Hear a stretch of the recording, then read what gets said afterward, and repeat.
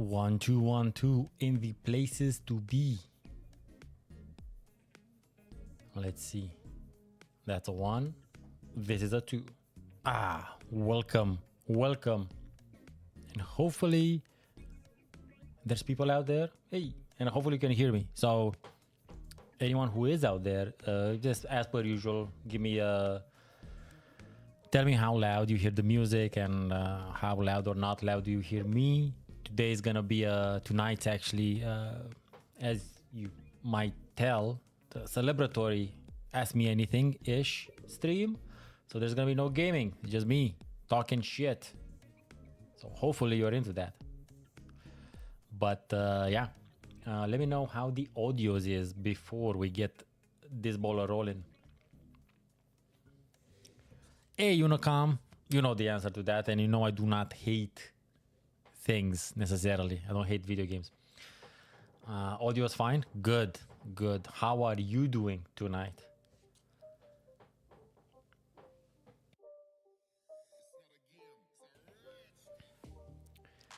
Also, if you wanna go for the really hard questions, I have to at least wait a little bit for more people to show up. Like at least do me the favor and make a scene so I can clip some shorts out of it.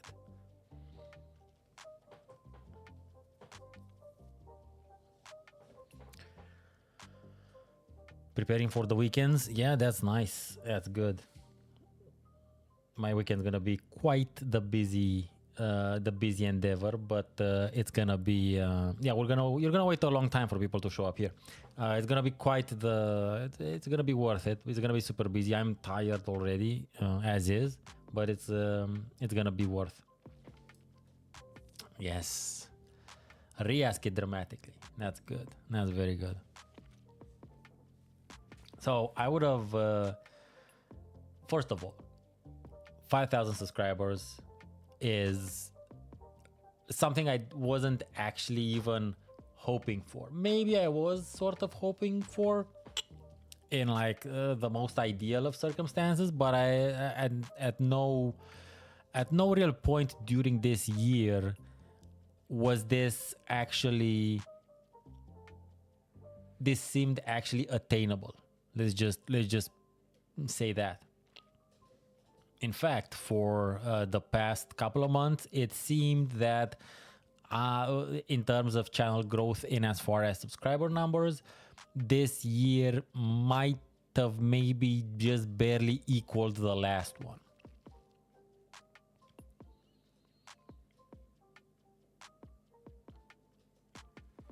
Hey Phil, I'll answer that in a bit. So the idea is that 5,000 wasn't in the cards. I wasn't expecting it at all. Definitely not this year in any shape, way, or form. But look, that Forget Modern Games video really took off. It took insanely off, and people have been digging it. And I gotta say, 98, maybe 99% of the comments are not shitty, which I'm surprised by and generally happy with. So yeah, that video really allowed this to happen. And the idea is, previously I was thinking like, oh man, when I finally get to 5,000 subscribers, I'm gonna see it coming basically. And I'll have time to sort of schedule a stream around it happening, and we can do this thing like watch the live numbers go like to the 500, that sort of stuff. It's just I think it randomly happened on a Monday, like a week and a half or 2 weeks ago, and I'm not complaining, obviously not. I'm just saying sometimes you can build up things in your mind, especially things that are yet to be or potential to be, and usually those things never really come to pass, or it's never as bad as you might think it is if we're thinking about other stuff. But in this case, it was very anticlimactic because it was very unexpected, basically. And yeah, I think it happened on a Monday, and I had just streamed on Friday, and I had stuff to do, so there was no real reason for me to do a Monday stream because it was already by it went by 5,000 quite quickly. So I was like, look, if it didn't happen when the counter ticked, basically might as well just save it for the usual Friday stream and talk about that then. Okay, let's answer Dinaxic. So the question is, how do I keep track of my physical or digital games? Do you track what you played or what you want to play sometime in the future? That's several questions there. In terms of my digital games, I don't necessarily keep track of them specifically. That's what GOG and Steam libraries are for. Although granted, lately for me it's been just GOG. I stopped buying stuff from Steam a long time ago, mainly because of the DRM thing. I much rather go with GOG because of their DRM free policy. There's a lot of discussion layers there, but for the time being we'll just leave it at that. Now for physical, since I do at about this point in time, I'm gonna say I think I haven't had time to actually go through them one by one per se, but looking at my database, let's say, and by database I mean my spreadsheet, I have somewhere around, I think I have around 250 physical games by now in clamshells or jewel cases, and in some cases both. And I keep track of them on a spreadsheet, like I said, on a Google Sheet for the time being, just so that I am aware of what I have. And whenever I see something and when I go thrifting, I don't, forget I have it and get another one. And unless it's a special title, and I have a fair few of those special titles, or it's really like it's an interesting sort of release. For instance, I have Neverwinter Nights. I think I have 3 or 4 different releases of Neverwinter Nights, because it's Neverwinter Nights. So there's a couple of exceptions like that, but generally that's how I do. In terms of what I played, basically everything I've played relatively recently is on the channel already. Most of the things I've played, I also cover, especially in the last several years. I'll tell you this though, I have a separate list that I've started some time ago, which is basically the sort of title is the top 100 RPGs I've played up until now.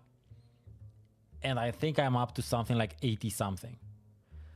I'm not sure if that's really all of them, but I have a separate list where I just wrote down all the RPGs and RPG type sort of, adjacent games. For instance, I consider King of Dragon Pass a pretty partial RPG game. Goes on the list. And that's a separate, that's kind of like what you asked, like that's the stuff I played. And as far as what I plan to play, it's very channel centric, of course. And I always have a schedule that I start, I have a yearly schedule for the channel that I usually start making in December of the previous year.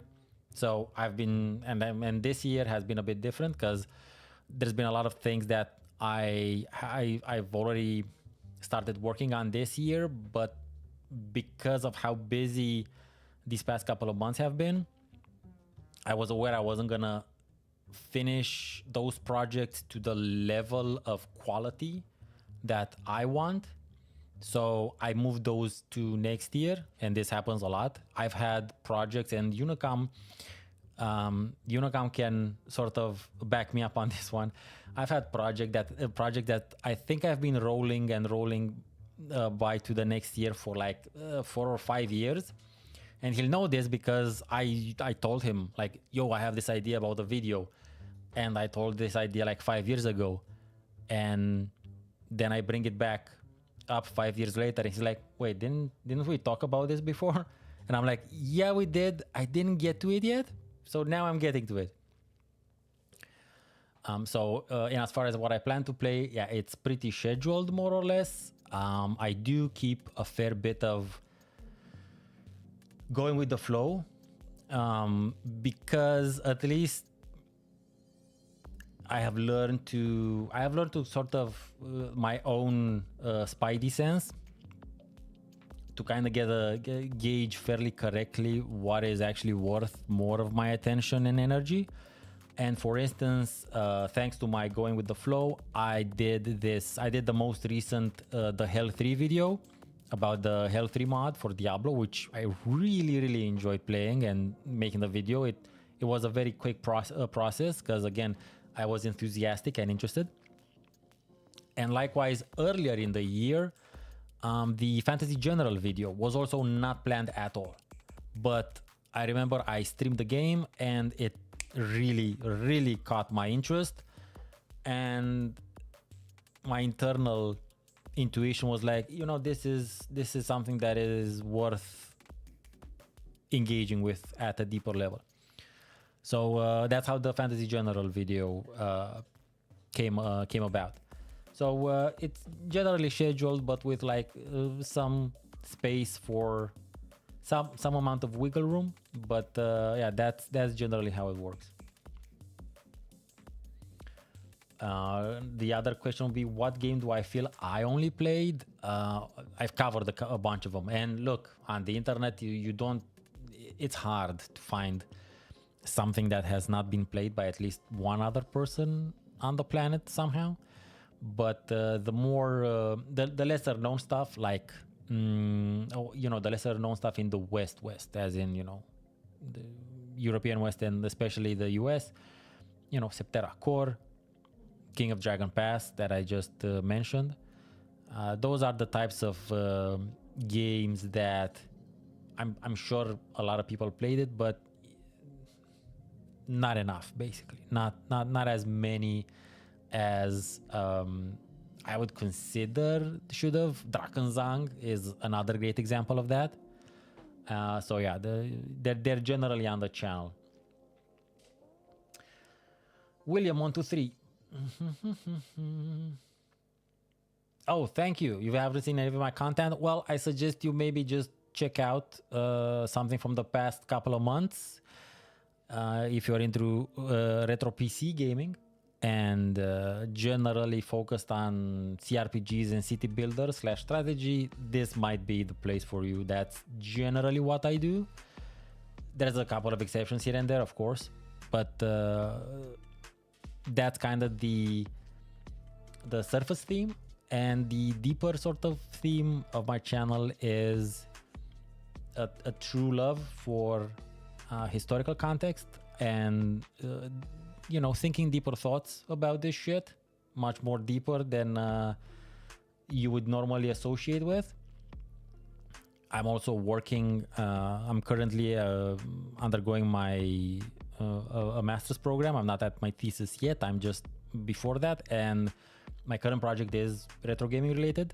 So my interest goes beyond this. It spreads into the academic sort of realm, and I want to bring some of that. I want to bring some of that to my channel. Hopefully, you find something you like and watch. But yeah, you're right. The oldest video, I think the oldest video on my channel is 8 years old now. The channel started much earlier than that, but initially it was in Romanian. And for not most, but for like half of these 8 years, I wasn't super consistent. I've only really started being increasingly consistent back in like 2019, maybe mid 2019.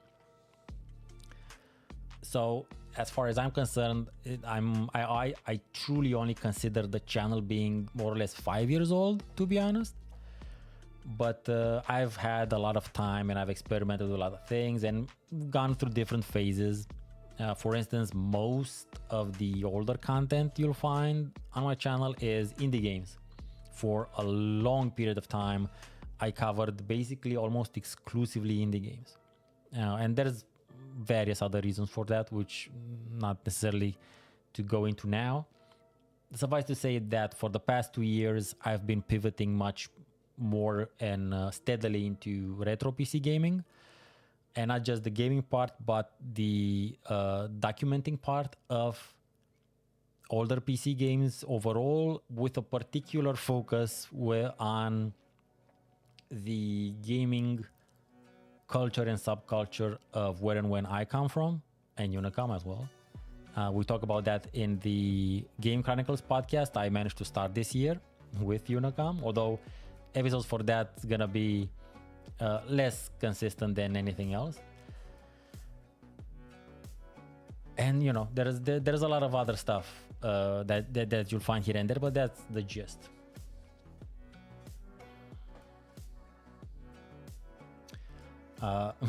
Michal is saying that he's really liking Civilization 6.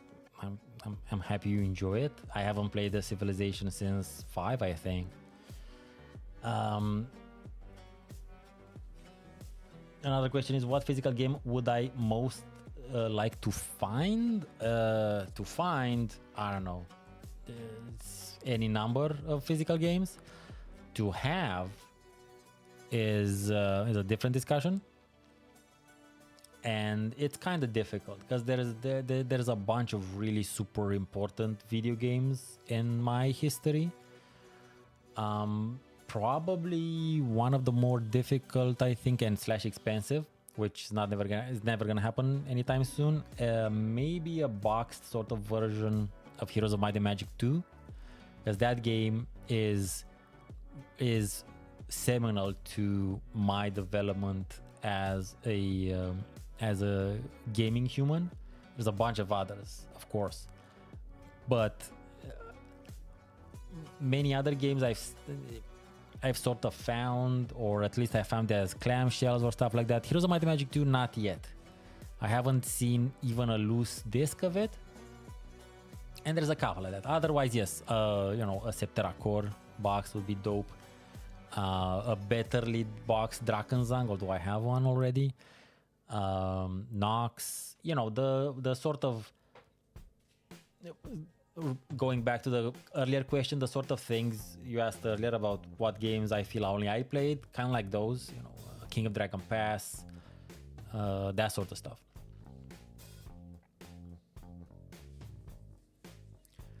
Do I feel like I can just play a game without having to also think content and YouTube into it?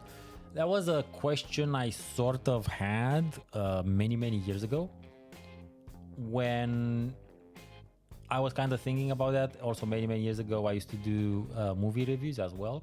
Actually, the channel started as a movie review channel, but that had to kind of end quicker because copyright strikes and shit.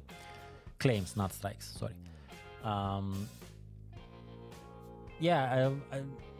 There's no differentiation for me anymore, if you understand that. Like, since everything I play is in service of the channel, in the sense that it's in service of what I want to do, and what I want to do, as I said earlier, is document retro PC gaming, try to elevate or change, or, you know, try to have a different type of discourse about it.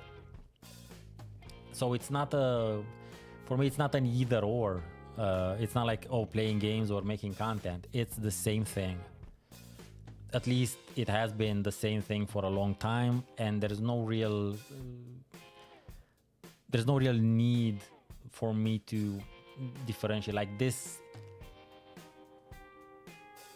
doing what I do on YouTube is indeed work, but it's not a job in the sense of, you know, what a job entails, even if it's arguably harder work and considerably less well paid. But it's not something I'm like, I need to make a video. No, I love making videos. Otherwise, I wouldn't make videos if I didn't love making them. So I think that's sort of the, maybe isn't properly communicated, because a lot of the people who do this for a living kind of have that approach, because maybe you do need to have that approach in order to make a living out of it, which is never really how I'm doing things. So hopefully that answers it.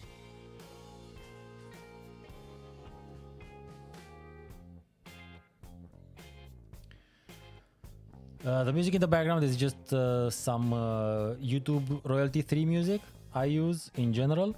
I use depending on the video, I use particular songs, whatever fits the theme, and I use it now because I know it's not gonna get claimed. I got I streamed Jagged Alliance 2 2 weeks ago, and a couple of the songs got copyright claimed, and I'm not cool with that. That's shitty.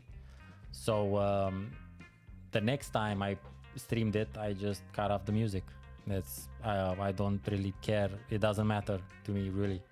To be honest, most of the games I played growing up, I played them without music, because playing them without music allowed my ancient computers to run a bit better. So there's that.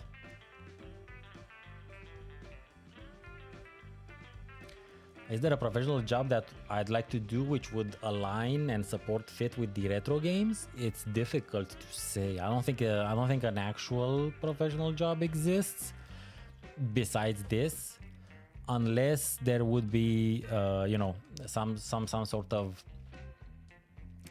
archival preservation type thing that would have me involved with this sort of thing on the side. But otherwise, I'm not sure there exists something, besides working for a studio or a game developer, or making my own games, which is something that we may or may not talk about later on. But and also the preservation thing is something that we may or may not talk a little bit more later on. And when I say later on, this can mean years. But the preservation aspect of older PC games, especially, not to mention of documenting and preserving the historical context around them. And when I say historical context, I mean basically socio-technologic, especially. That's really important. The importance of that is becoming increasingly clearer the deeper I get into my current semester project.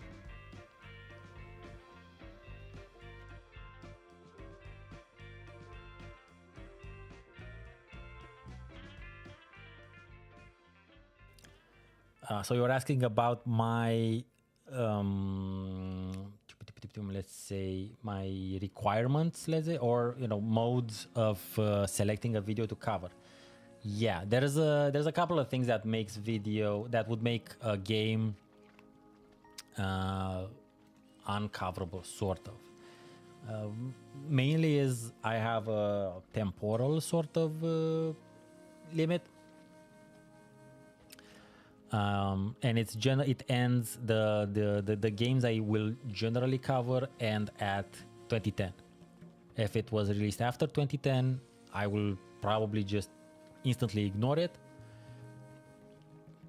with a couple of exceptions that I've been interested in before my pivot, and that includes Battle Sector, which, by the way, a new DLC. Finally, the Astra Militarum has its own DLC. It's one of my favorite factions in Warhammer 40k. So an Astra Militarum DLC video is gonna come sometime next year. Except for that, and I think I've covered, I sometimes will stream newer games, which again, it's generally things that I've had an interest in before my pivot, but for proper video coverage, the game needs to not be newer than 2010. And this is a sort of interval I've come to over the past 2 years. There's a couple more sort of things that are relevant. Another big sort of thing that I consider is whether or not I've played the game. So if I have direct experience with the game from the time of its release, or from 10, 15, 20 years ago, that I can bring into my analysis. I find that to be very useful for me, especially because I can compare how the game impacted me initially and how I see it now as an arguably adult, let's say, grown up, arguable again. So that's a really big, important thing for me. And the second one would be, if we're talking about a title that I wish I would have played back then, but for reasons that were beyond my control, such as not having current day for back then computers, couldn't. And there's been a couple of those that I've managed to do in the meanwhile. For instance, Drakensang is an example of that, which I played way back when. I actually started playing twice in different years, and both those times those hard drives died and I could not recover anything from them. So finally getting to finish the damn game and also make that video about it was a great sort of realization. I managed to close the loop eventually, so that's a great example.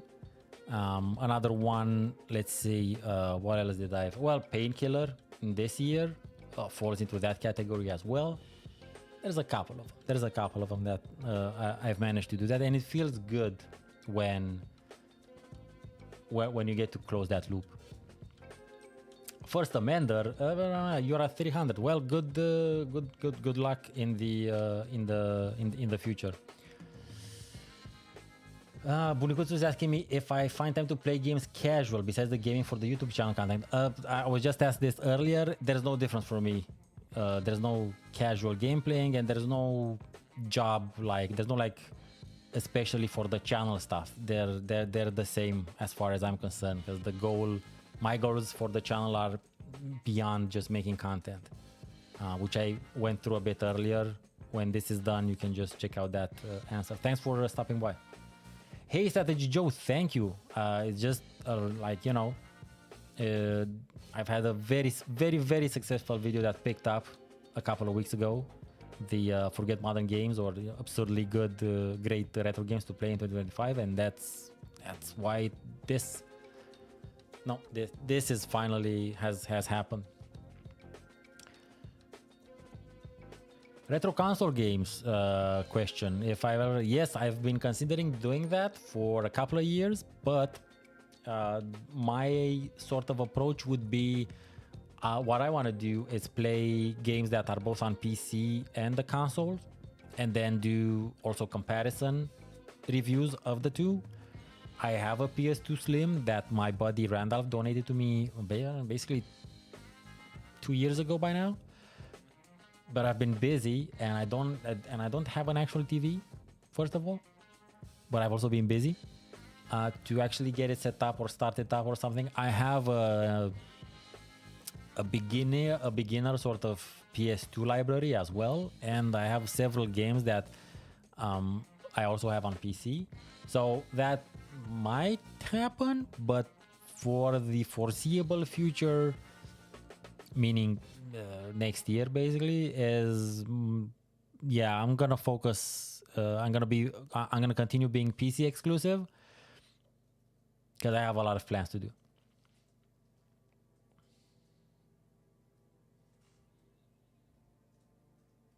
It's okay, Joe. It's not I understand you have you're a parent and whatnot. I'm not, so we have different life situations and life priorities, which is totally fine.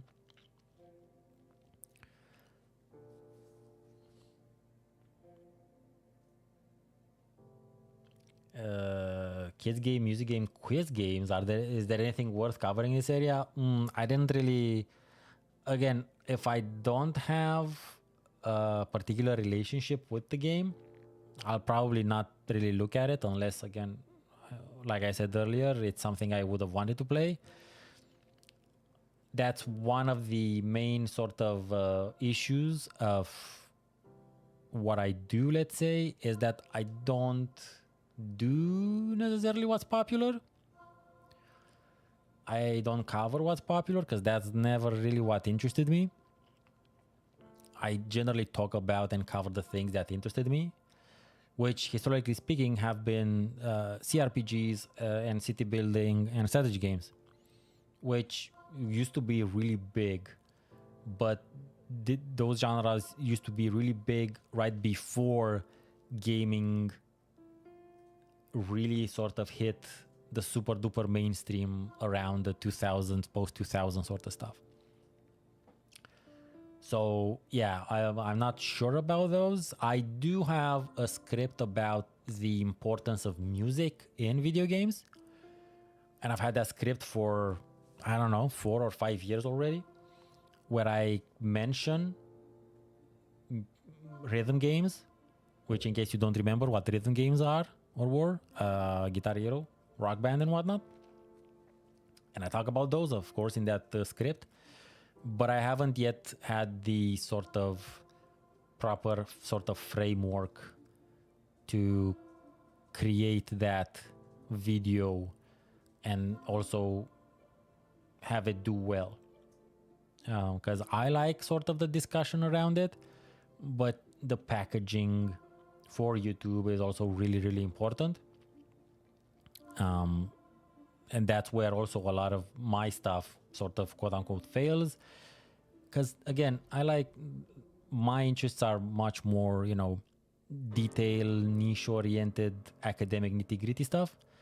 And I don't like to talk shit about stuff if I don't really have good things to do or actually have a sort of constructive criticism to offer.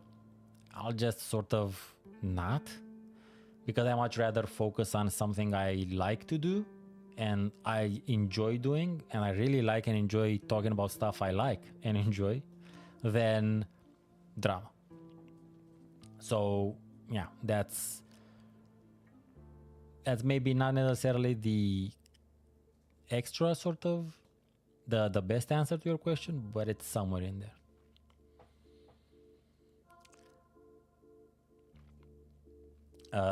Did I play any games in my native language? Nope. That was never ported to the world? Nope. Romania has only produced games, its own sort of games, not, games for ginormous corpo dicks, approximately roughly since the 2010s. Sure, there may have been a couple of things a bit earlier, but en masse. And there's not a really big market for stuff in Romanian per se, except maybe education stuff. So no.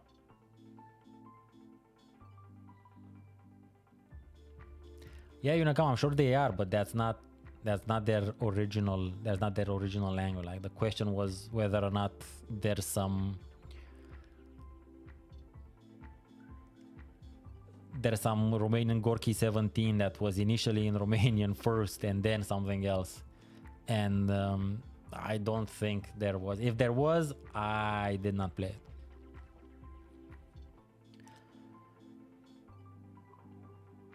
Yeah, Joe, I like to think so as well.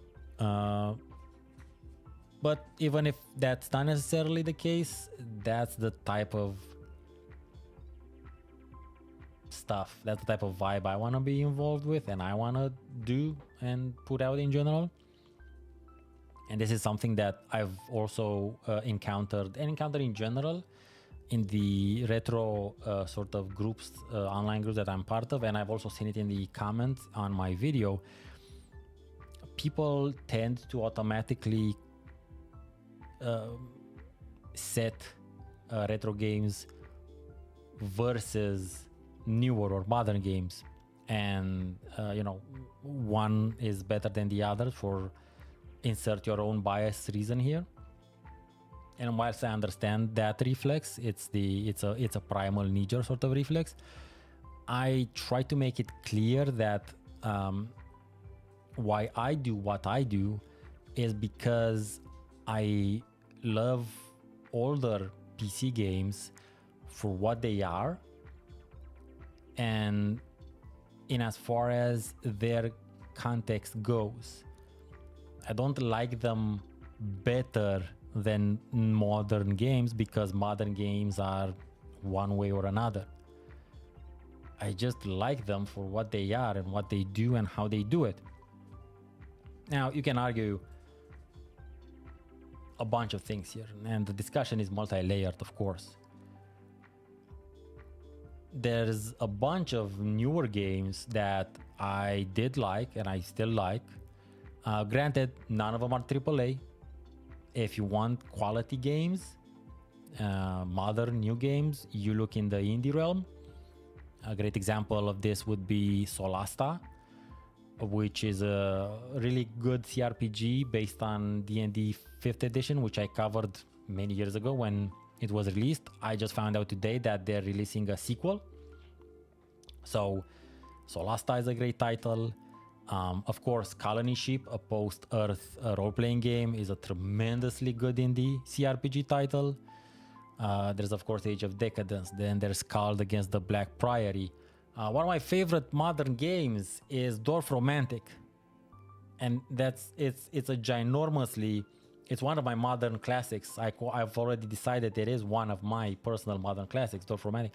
So new games are still good. The discussion between retro better than new because new whatever, it's something that does not interest me at all because I find it lacking in any sort of, the discussion, the discourse itself lacks in any sort of actual meat.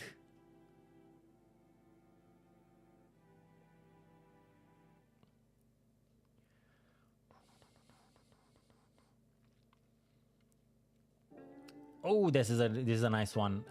Dee's asking me if playing a game outside this contemporary time misses the social magic that the game had, such as playing WoW now versus 2004. That is an important aspect, and that is one of the reasons why it's so important for me if I already played the game initially. Because I have context, I have historical context that many other people do not, and especially younger people. For instance, I'll give you an example: Heroes of Might and Magic 5. For anyone who's played the game in the past, I don't know, 10 years or so, they've played the Tribes of the East updated, expansioned version of the game that it has all the features, has the map making, has the balances, has the not glitchy shit. I played Heroes of Might and Magic 5 on release, and I was there when it would not start because they needed like a 400 meg patch on day 0, as it were, or day 1, whatever they call it, to make the game work. And that is an important, that's an important aspect of experiencing the game at its release that gets completely lost in the meanwhile. So I find that to be a much more important aspect than necessarily the social magic, which there's something to be talked about that as well, and not necessarily World of Warcraft, because that's not a great example, because that's an MMO. Better examples would be games that were very big and they were crossover hits basically, or games that introduced gamers who wouldn't normally play that type of game into a particular genre. And Fallout 3 is one of those examples. So that's a much more sort of, and again, I was there. I saw people who, whenever I talked to them about Fallout or Fallout 2, they were like, it's old or something. And keep in mind, this was 2006, 5, 6, 7. Like, Fallout, the original Fallouts were only 10 years old back then, and people were already like, brother, what's that? And then things changed with Fallout 3. So that's way more important to document, actually. And the thing is, you can't document that in the time that it's happening because you won't necessarily see it. You see these things in hindsight. So that's why it's important for me to have already experienced the game at release or close to release, or in the long ago.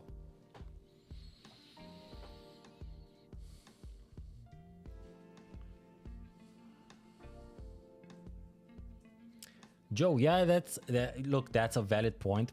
And that so you're saying that the one thing that annoys you about modern games is that they're always rebalancing and getting new DLCs and stuff like that.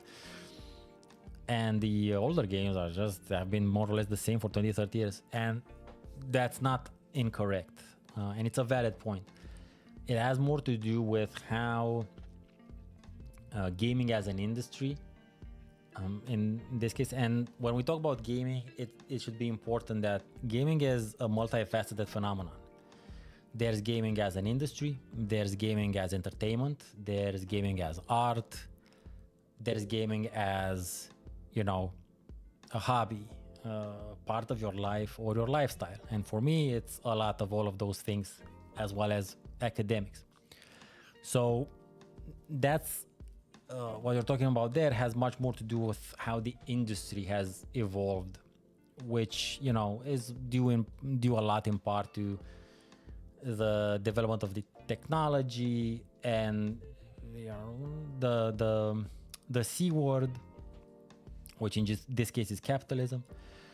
That's much more at fault here than any sort of inherent issue with newer or modern games standalone. So your problem is more with the industry aspect of it than with the games themselves or even with the developers themselves. It's usually down to the publishers. Fuck Ubisoft.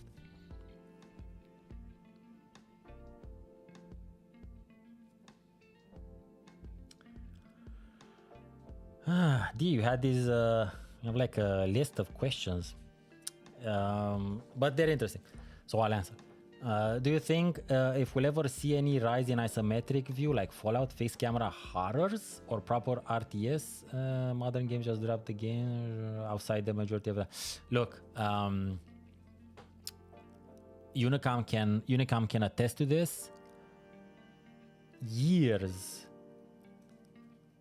Years before it happened, I predicted that city builders will be back.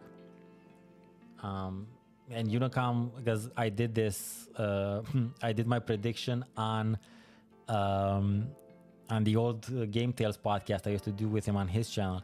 So years before that actually happened, I predicted it happening. I could see it happening. However, I always made it clear that even if city builders will be back, and they have been back, now they're going a bit in the sleepy zone, but there's still some cool stuff happening.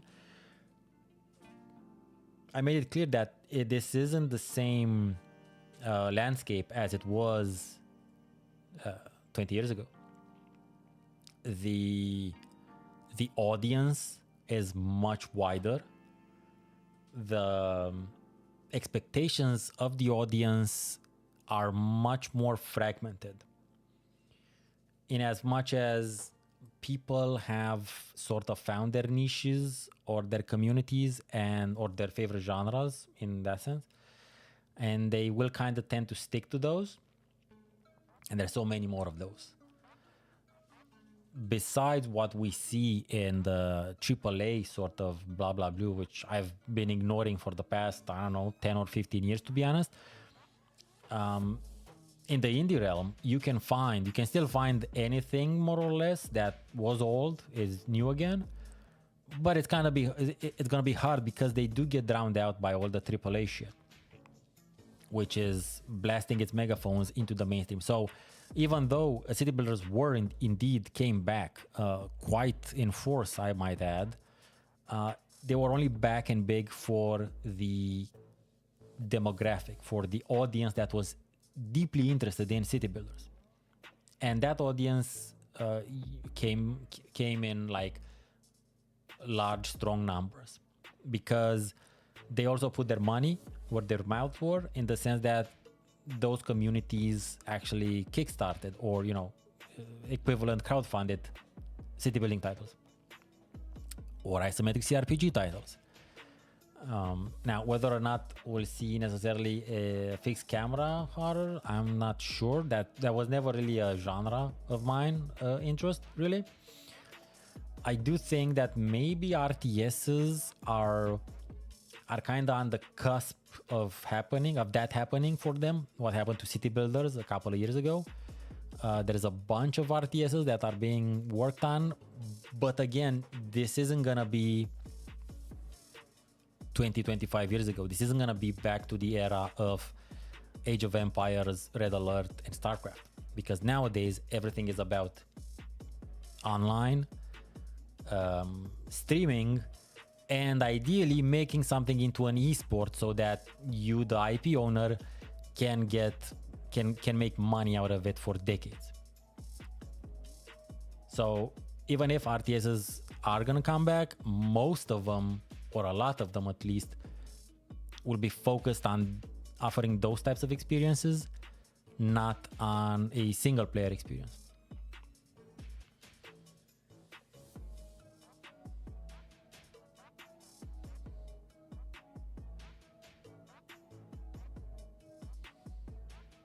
Michael, can I recommend a PS4 game? No, sorry, man. I don't know. I do not know consoles. But if I have other people in the comments that are aware of what a PS4 game is,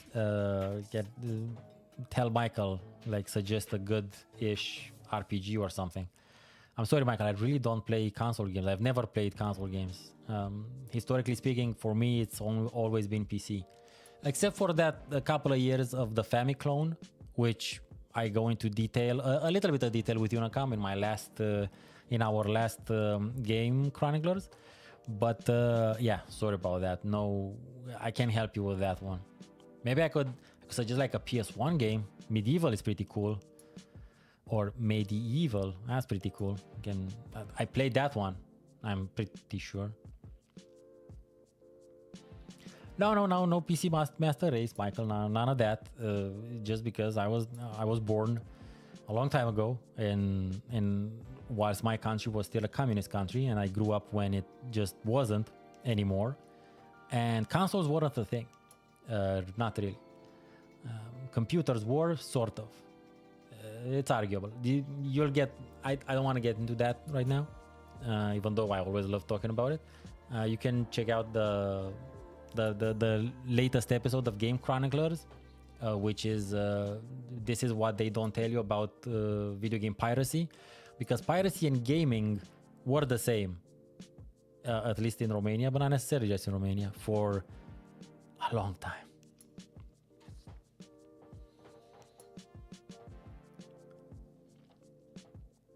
I don't know if it runs faster with RGB lighting though. I do have, my RAM has RGB lights on them. I was not aware they did that when I bought them, but I don't mind them, to be honest.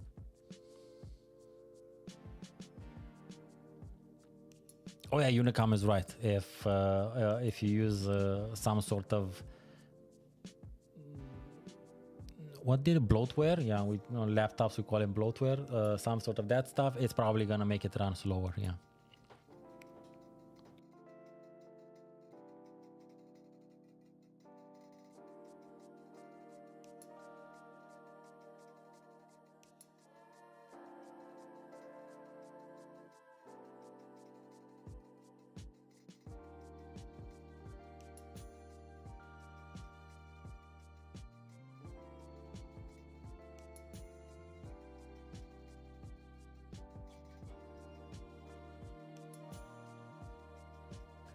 So Daz asks, current state of physics in games? We need better physics.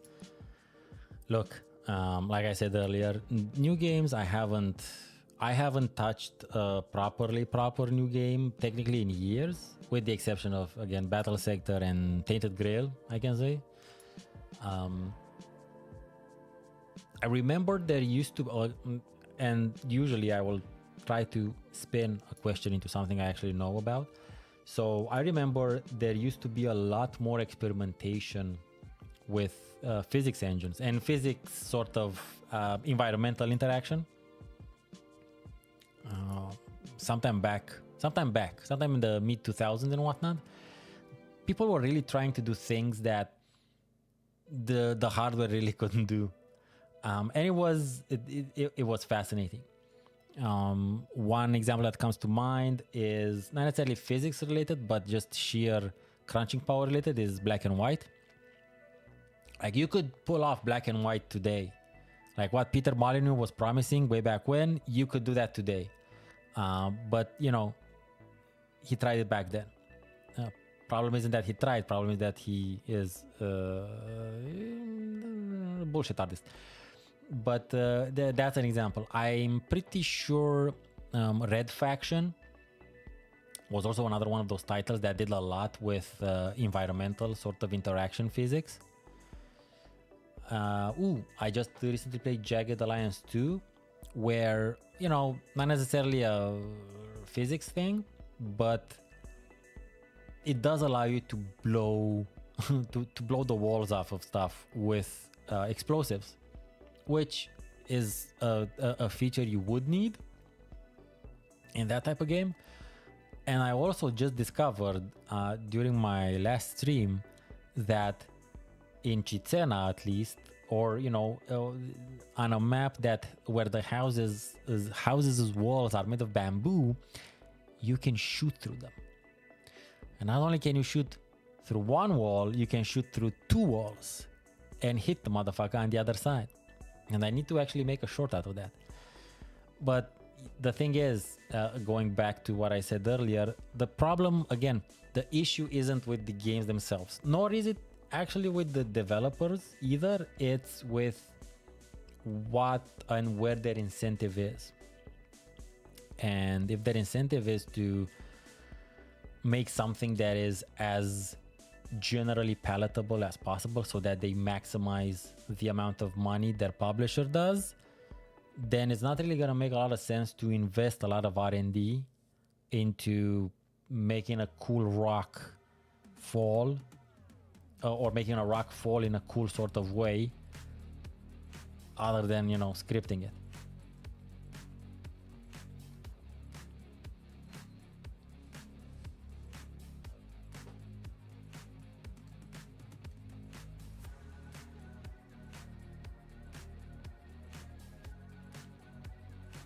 I appreciate the question, Daz.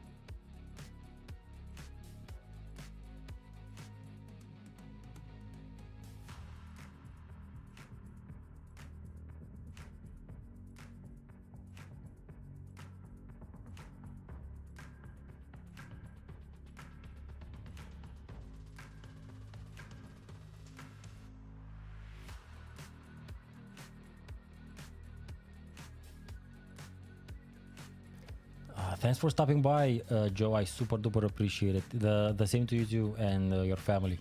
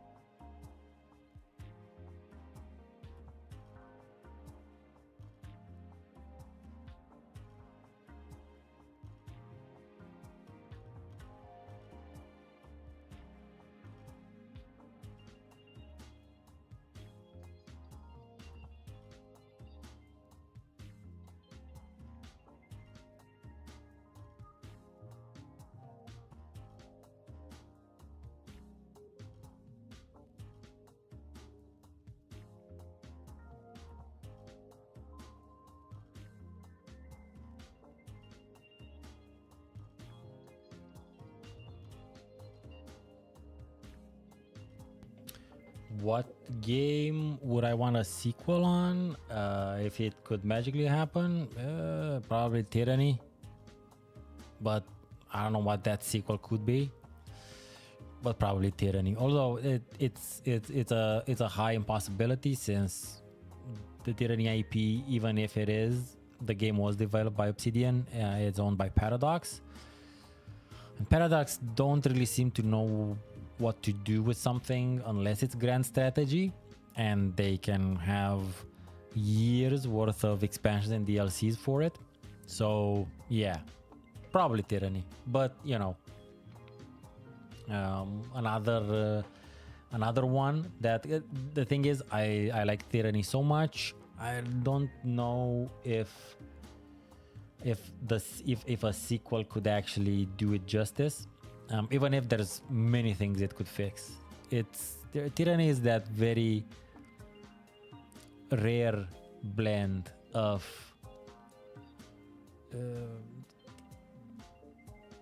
sufficient to be really, really good, but it obviously lacked a bunch of stuff that allowed it to be supreme, basically.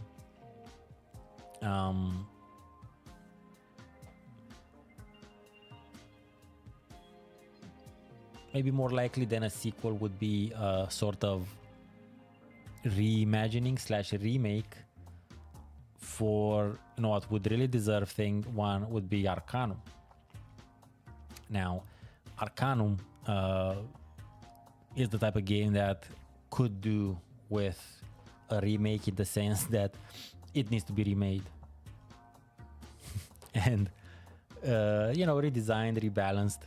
Tim Kaine says as much, more or less, that he would have wanted to get another pass at balancing the magic system. I would suggest you know, just reorganizing and redesigning everything for a turn-based combat approach, but that'll be me. So maybe Arcanum. Were games really better, or are we just nostalgic? No and no, basically. And what I'm saying now is based on research I've done. And by research I've done means reading actual research papers and doing actually a research paper on my own. That's what I do. So not all older games are great. Some of them aren't even good. That should be said. And again, this is part of the general discourse of older is better and new is not good because whatever. Now that a lot of old stuff is and was dodgy back then, and we didn't have the term shovelware back then really, but shitware for sure. So not all that glitters is gold. Not all that's retro is dope. Would be my version of it. But the nostalgia thing isn't, it's also oftentimes described or expressed in the mainstream, I mean, as sort of a cop-out. Your question is in the same sort of vein. Like, were they really better back then, or you know, cop-out answer, it's nostalgic and whatnot, or like, you like it or I like it. It's neither. The answer isn't yes or no, white or black or something like that. It's again, it has to do with humans, and anything that has to do with humans, first of all, is deeply uncertain by sort of definition, and it's always on a spectrum of a lot of things, from a lot of perspectives. So nostalgia is a big part. It's a big component of what makes retro gaming appealing. But the way in which the usual sort of discussion around it stems from what I think is an incomplete sort of awareness of what nostalgia kind of is. or how it's actually defined from a more sort of psychological standpoint. There is always usually the discussion or the mention that, oh, you don't miss the games, you miss the times when you were, and the reason was because you were younger and, you didn't have responsibilities and stuff like that. But that's obviously not true or valid for everyone. And it's not even talking about a generalization here. It's really not. Because, well, first of all, it's not valid for everyone. And second, there's a lot of younger people who appreciate retro gaming and they have no nostalgia. They have no reason to have nostalgia for those titles because they never experienced them originally.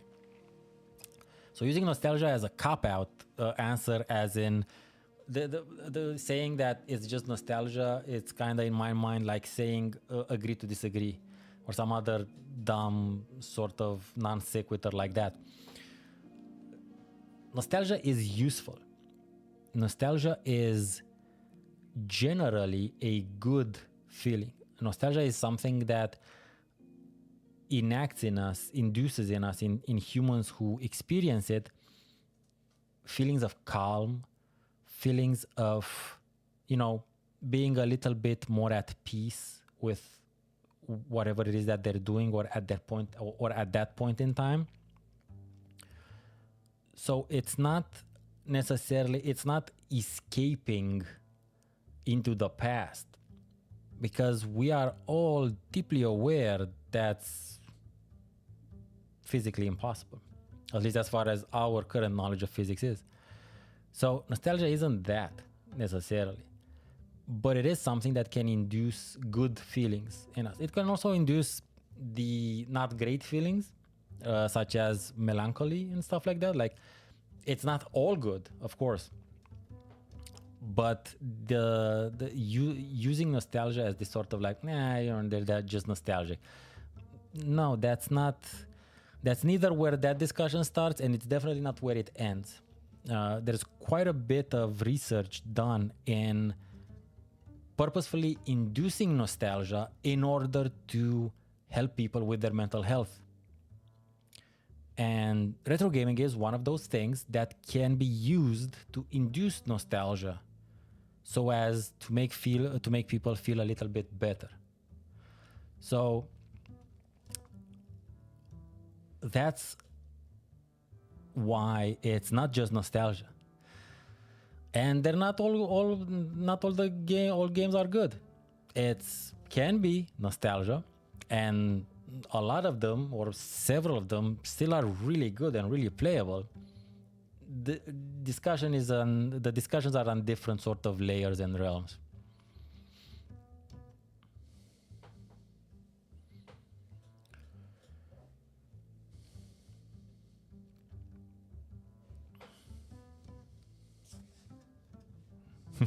Okay, Unicom. Why is it that Unicom is asking, why is it that I hate Half-Life? I don't hate Half-Life. I just never understood the appeal of Half-Life. And that's just it. And again, I played it at the time and I was deeply unimpressed. It looked cool, sure, but it really did not click with me. Neither then nor later when I tried to play episode 2. Look, not everything is for everyone. Basically. You can try to make it, you'll fail.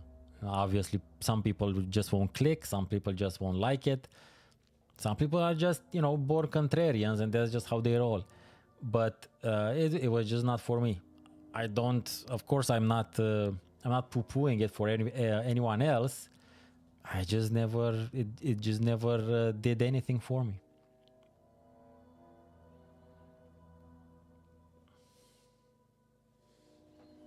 Well, even if that would be so, I prefer to not use such powerful wordage for things that are inconsequential. You know what I hate? I hate being ill. I hate disease. I hate cancer. I hate inequality, inequity, and those types of things. But video games, no, not really. Books, you can stop reading a book. You can stop playing a video game. Also, stop watching a movie or listening to something. You can't really stop being who you are. So no. I will go as far as saying like I can dislike something, but it's not even a discussion of that when it comes to Half-Life. It's just like I can see all of its you know, mechanical, technical sort of merits, much like a movie, which I can appreciate the cinematography. That doesn't mean I like the movie. That doesn't mean I like the characters or the story or how the story is told, but I can like how it's shot and framed. You see where I'm going here?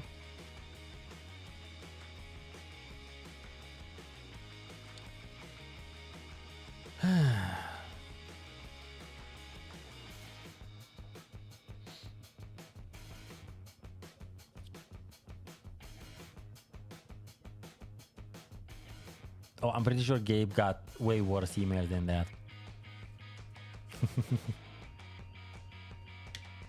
I get weirder comments than that on my videos, and yeah.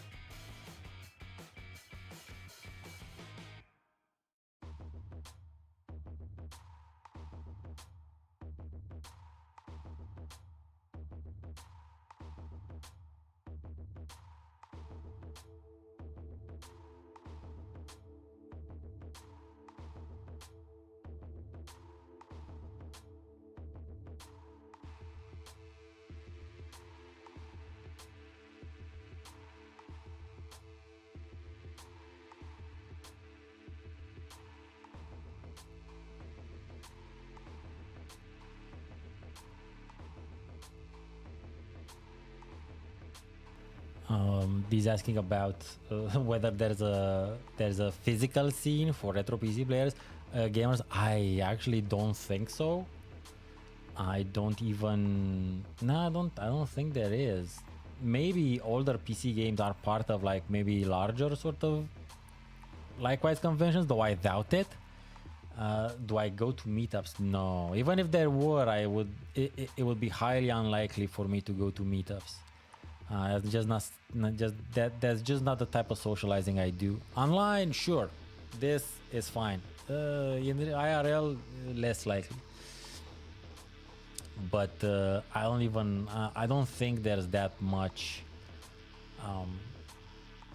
Again, part of what I do is because I am noticing, and I have noticed that there's a lot of lack of discussion, proper discussion and documentation of older PC games, just because, you know, consoles have always been much easier to get into, and because those were much more popular, especially in the US, the general mainstream discourse has always been directed and you know, dominated by the console-centric sort of crowd, and that's what I'm part of trying to do here, is to make it clear that, you know, gaming started long before the NES, and RPG started long before Dragon Quest, and all of these other things. And there's there's this whole other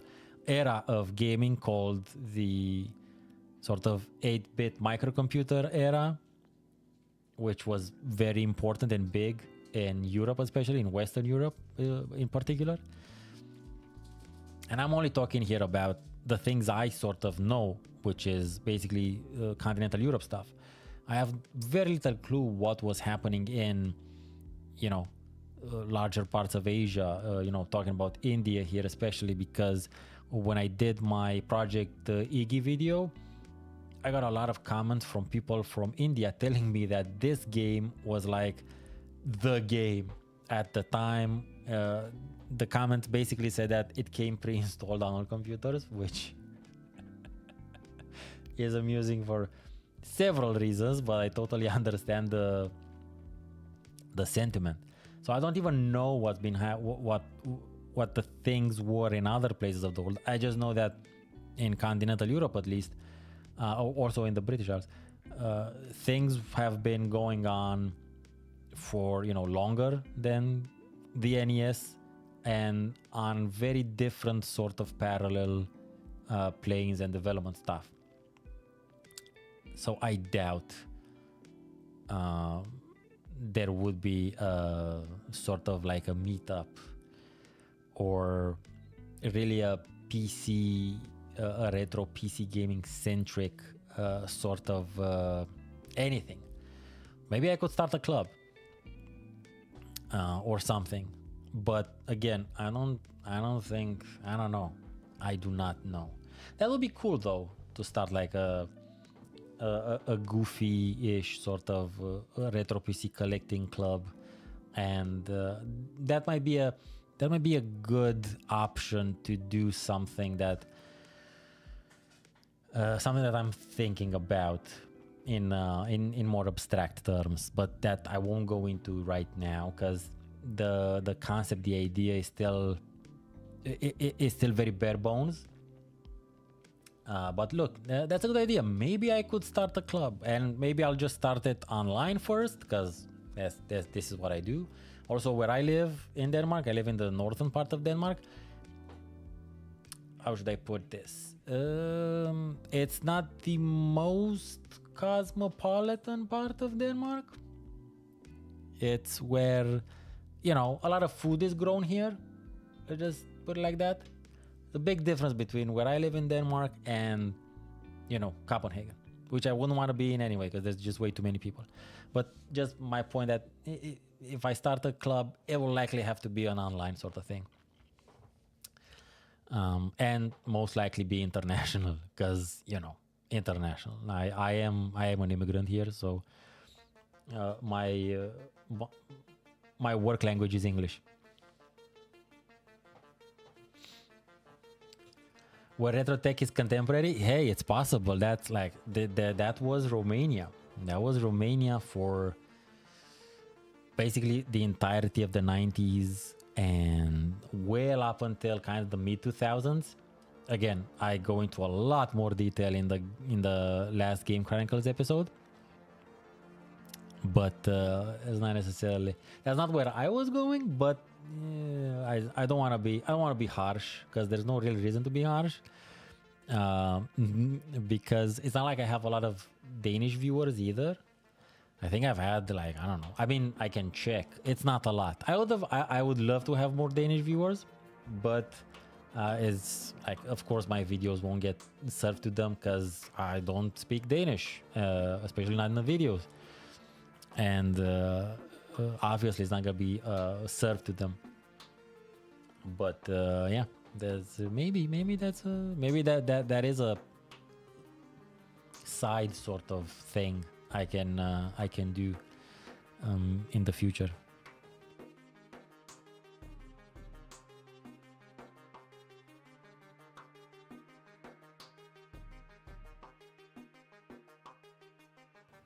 Let me BRB a bit, because I want to go make myself some tea, because there has been Phyllis had a lot of questions for me, and the throat is a bit scratchy.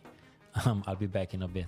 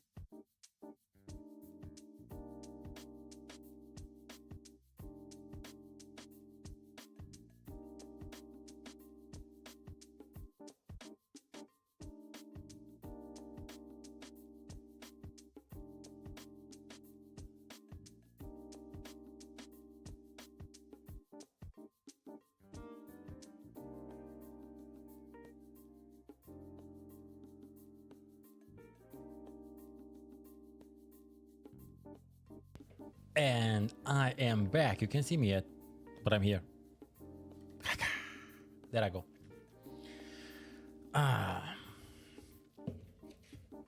So I got my tea, by the way, but it's real hot right now. Hot. Let's see what's been happening. HP divided by 2. It's funny, like I get it, Phil, but it's funny you mentioned HP because next year I have a plan. I've planned a bunch of videos for next year and a bunch of ideas, and I'm gonna have like a series of smaller videos where I deconstruct some RPG mechanics that I think suck, and HP is gonna be one of them. So it's funny you bring that up. I don't hate HP, I just think it doesn't make sense. So but that's a discussion for next year. What's a crossover between games I would love to try? So something that doesn't exist or something that does exist? Probably means something that doesn't exist, I imagine.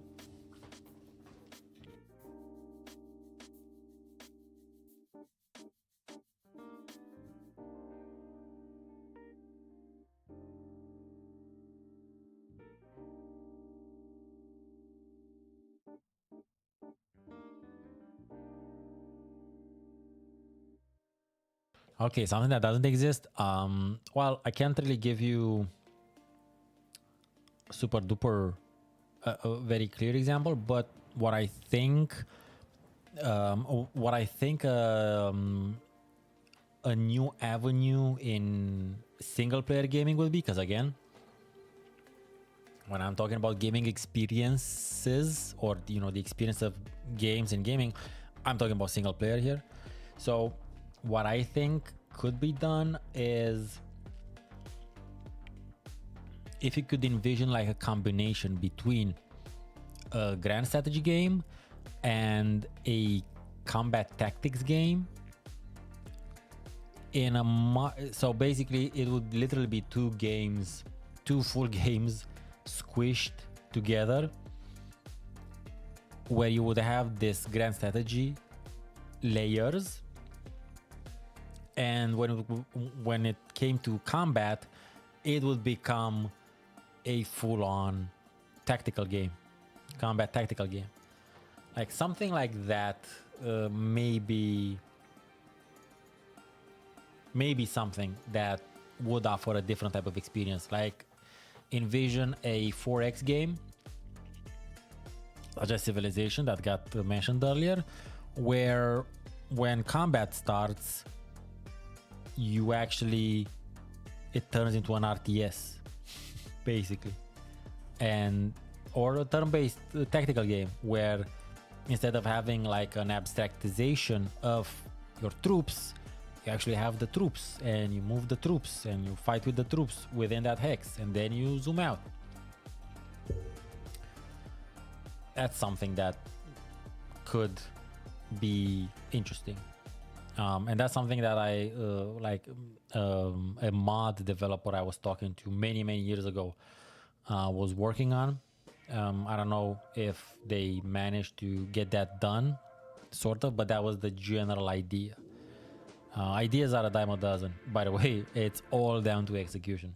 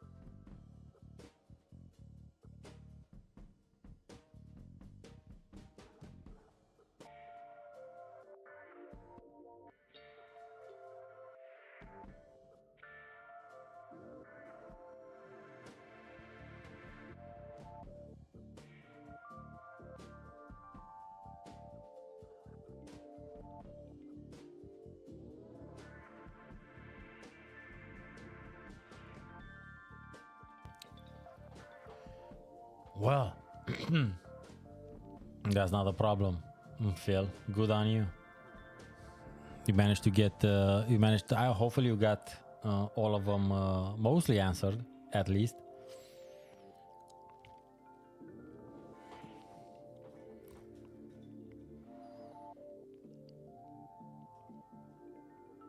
I don't really have a problem talking about video games.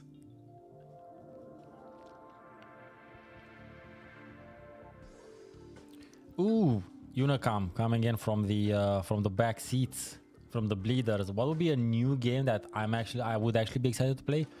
There have been a couple, but you know, despite that, I still won't really play them because that's not that's unrelated to what I'm doing right now. Let's see. Well, Colony Ship, the post-Earth role-playing game. I really enjoy that game. I played that at the start of this year, I think. Not sure. I'm not sure if it was the start of this year or last year. I think it was the start. So that one was a new game I was actually excited to play, and I played and really enjoyed it. I didn't finish it, but I really enjoyed it. Let's see. It's hard for me to get excited about things, especially you know, new games. To be honest, I don't really know. There's definitely titles that appeal to me, but then again, I have all of these other much more interesting things that I wanna investigate rather than, you know, the new games. Which, as Joe was saying earlier, you know, even if it's a new game, it's usually not the finished game. It's gonna be finished in maybe like a year or so. So even a new game, if you wanna get it sort of as complete an experience as possible, it still has to be a couple of years old. But yeah, other than that, I can't really say. There has been like Solasta 2 was announced earlier, and I'm like, oh, that's cool, but not super interested in it. Maybe Avowed. I'd be interested in checking that one out, but even that, not super interested, because again, I have Tainted Grail, and I enjoy the Tainted Grail vibe a lot. Although that one needs a lot of rebalancing and like a bunch of work, and from what I've read, they're gonna do it. Otherwise, I don't know what to tell you. There's been a couple of indie games that I would have normally played if I hadn't pivoted already, like Scald Against the Black Priory. That's a fun one. That's a good one. An indie game that I'm still following and also backing is Call of Sarignar, which, if you remember my older videos on it, on the demos and whatnot, it's very reminiscent. It's like a cross between Krondor and, you know, Morrowind / Daggerfall kinda. And it kind of looks like that also, and like that would be something that would be interesting. That said, even it looking very aesthetically, visually retro, still not sure I would play it now. Again, just because that's not what I am about, at least currently, at least in this phase of my life journey. Up until like a couple of years ago, it was mostly about indie games. If you remember this, I'm sure. And right now, I'm nowhere near interested in what's new. I'm interested in what was new, basically. Do you have anything new-ish that you're looking forward to? Like, I know we talk about that Heroes game a fair bit. I doubt you're excited to play it.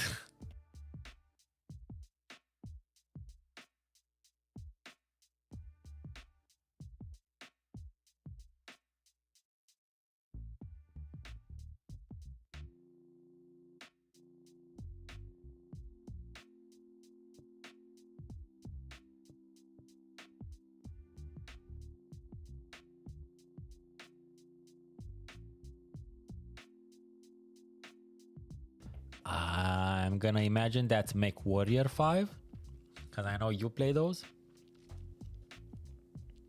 Oh, well, wasn't aware you'd be into the Indiana Jones game. I don't even know what it's about. I've been reading, I've seen that the general overall sort of take on it is pretty okay. So that's kind of surprising, to be honest, but not necessarily something I would play. Infernal Machine, yeah, that's, it's way more likely for me to play Indiana Jones and the Infernal Machine than the new Indiana Jones. Let's just put it like that.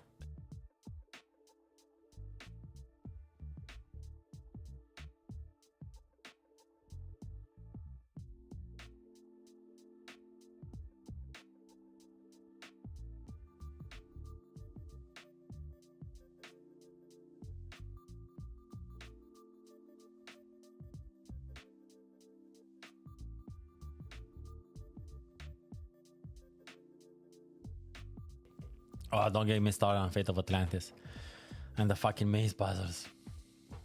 I got so much shit because because we were talking earlier about whether or not all games are good and nostalgia. No, the maze puzzles suck, bro.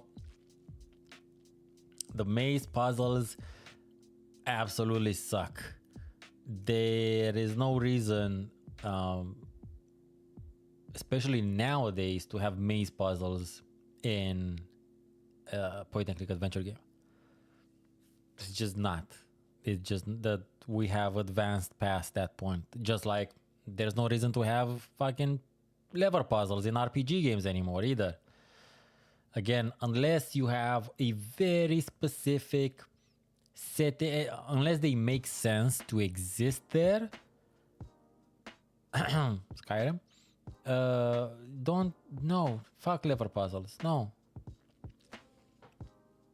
So as I was saying, yeah, there's some retro stuff that should stay in the past. There's good reasons why we don't do some of that stuff anymore.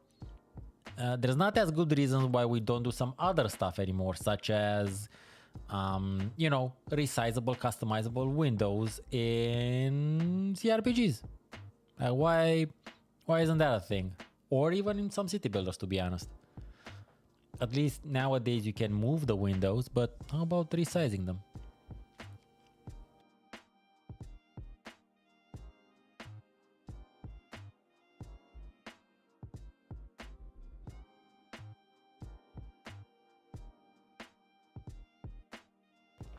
Now, maze puzzles are lazy game design now. I consider them to be lazy game design. Like back then, when there was considerably fewer games to choose from, and not necessarily that you didn't have a lot of variety, but the approach and the ease of actually engaging with a different game was maybe a bit harder, because you tended to have to reinstall or make some space, or that sort of stuff, change discs, whatever. That meant that people in general were also much more willing to spend time mapping out the maze puzzles, or trialing and erroring the shit out of, brute forcing the shit out of stuff, and like spending days just on combining from A to F stuff.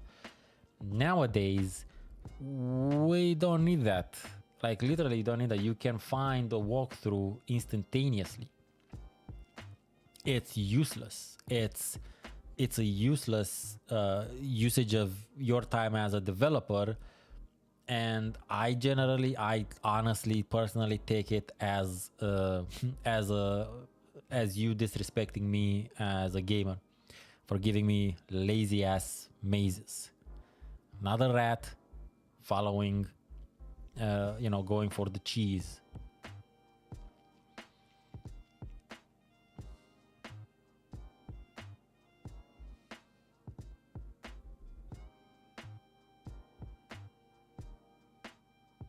Yeah, the interface issue is an interesting one, because this got brought up in one of the interviews I did for my current project, And it's a bit of a, it's an interesting discussion, the UIs thing. It's because development has become inarguably easier, in the sense that more people can make games with less of an investment, let's say.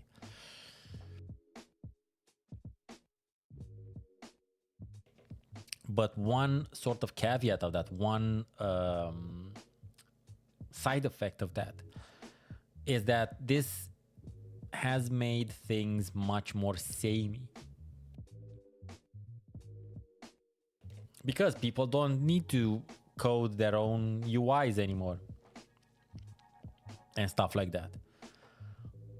And this is one of those examples where, you know, simplifying things or streamlining things or popularizing things doesn't necessarily lead to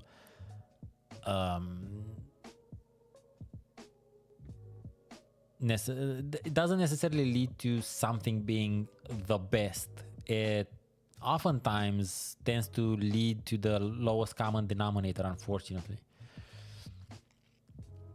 So I totally understand what you're saying and where you're coming from, because that is something like, and of course there's also benefits to having things samey, because it means that the game itself can have broader appeal, in the sense that more demographics can kind of grasp what's going on. And that is one of the issues. That is one of the things that is oftentimes mentioned by younger generations or almost exclusively console players when it comes to older PC games, is that they just can't get their heads around the UIs and the systems, especially for CRPGs. Because again, those aren't the types of things that they were accustomed, that they grew accustomed to. They're not used to using the mouse, especially, and, you know, maybe drag and dropping stuff, or going through particular menus to reach a particular thing. They're used to, you know, using the game controllers and shifting through easy to understand menus and submenus. But the UI for the original Fallout, for instance, look, it can be relatively daunting unless you read the manual, which is another thing people don't do anymore, because it's another one of those things that used to be part of the gaming experience. The gaming experience used to start with you reading the manual. That was expected of you. That was part of the design of the game. And this applies to, especially to older PC games. So when part of the experience of you playing the game implies you starting by reading the manual, and you don't do that completely because you're accustomed to video games having tutorials, in-game tutorials, then that is a massive disconnect between your expectations of what the game should offer and what the game offers. The problem inherent there is that one of you, like you are talking different languages and you expect to understand each other, because you have 2010, 2015, 2020 expectations, but the game has 1995 or 2000 expectations from you. And the major expectation there is that you start by reading the manual. And that's where the game starts. Basically, that's where the game experience begins. Reading the manual. By reading the manual, a lot of things become clearer. A lot of things become much more approachable. And the start of games, the beginning of games, the first part of games make way more sense once you have read the manual. Because if you think about it, a lot of the older games, a lot of the older PC games, especially the CRPG games, the beginning areas aren't easier just because they're beginning areas. They are easier because that's where you are meant to practice what you've learned from the manual. And that is a piece of what I call in this case institutional knowledge that has disappeared from modern gaming discourse. A younger person or a console-centric person may want to experience older PC games, may want to get into them. But if they skip the first phase, it can be nigh impossible for them to actually get to what it is the games actually do.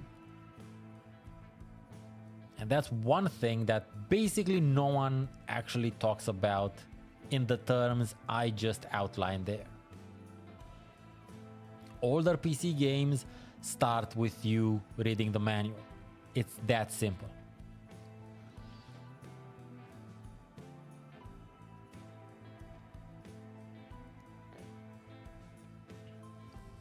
And yes, of course, I have a video planned on this. And I also have a planned video on the forgotten art of manuals. But, you know, it remains to be seen when these will actually happen.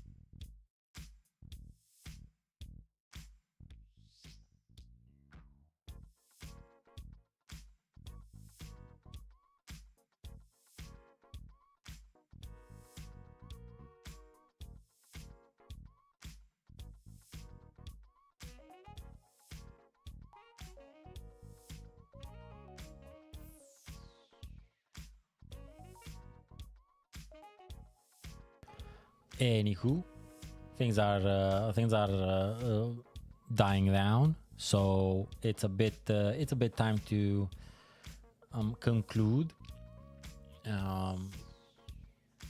By the way, as long as we've so for the duration of the stream, I've gained 4 subscribers, and there used to be a time when I wouldn't gain 4 subscribers in weeks, so that's interesting. But let me give you a quick sort of primer on what's gonna happen with the channel for the rest of this year and next. So for the next of this year, one more video, and it's gonna be my sort of present or gift to the hardcorest of viewers, and also for the new ones who are interested in watching. And that's gonna be a ginormously long thrifting video, which isn't gonna be a thrifting video per se. It's gonna be an unboxing video, but you know, it's an unboxing with a twist. And there's gonna be a 50-minute video.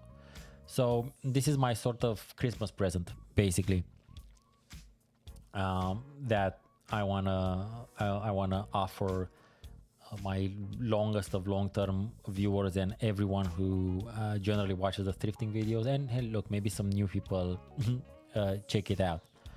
So that will be happening, not this, well, actually, yeah, I think on the 16th, maybe. Let me see. No, I'm not sure. I don't think I'm gonna release it this next week. I think I'm gonna release it on the 23rd, so it's also kind of like Christmassy. So probably that's gonna happen on the 23rd, and that will be the last video of this year. Now, that's a video, not a stream. It is possible, I'm not promising, but it is possible for me to do a surprise stream, maybe towards the very end of the year, because I'm going on vacation basically for the next 2 weeks, so I won't be doing most of this stuff. But I may jump in on something like the 30th or whatnot, to just do a cool, a funny end of the year stream, hopefully. But if not, we'll see each other next year. And next year, there's lots of plans for next year. There's a bunch of videos that are, like I said, much earlier, that I have started working on, and which I will definitely finish next year. It kind of depends on when. That remains to be seen. I will also be making a couple more list videos, not influenced by the success of this last one, because if you've been around for a while and if you've looked at my backlog, you'll see I've been doing lists for a long time. For whatever combination of circumstances, this one took off. So I still have I also have a couple of really what I think are cool listicles planned for next year. Again, generally retro game focused, of course, so those will happen. I also kind of wanna dip a little bit more into strategy games. I've been sort of vibing and I've been sort of feeling the mood to play some strategy games lately. And I used to be a very big into strategy games way back when, you know, like whether it was turn-based or real time, 4Xs and whatnot. So expect at least a couple of strategy games from me next year, as well as, you know, the occasional weirder sort of entry. And I'm coming back to CRPG deep dives. Sorry. And I've started playing, and obviously it's also working on a Neverwinter Nights deep dive video, which will have a bunch of other smaller sort of satellite adjacent videos related to it, which I plan to go into, you know, RPG mechanics and some RPG lore and stuff like that. So the plan is to hopefully make dope stuff that you enjoy, and hopefully many others do as well. If I don't do another stream till the end of the year, nothing but the best wishes for everyone and anyone watching this and your families. You know, as happy or as merry a winter solstice / Saturnalia celebrations as you can get. Hopefully hoping that everyone is healthy. Basically, health is a big and important sort of aspect that we always need to focus on. I feel, besides the philosophy of gaming. So thank you very much for watching.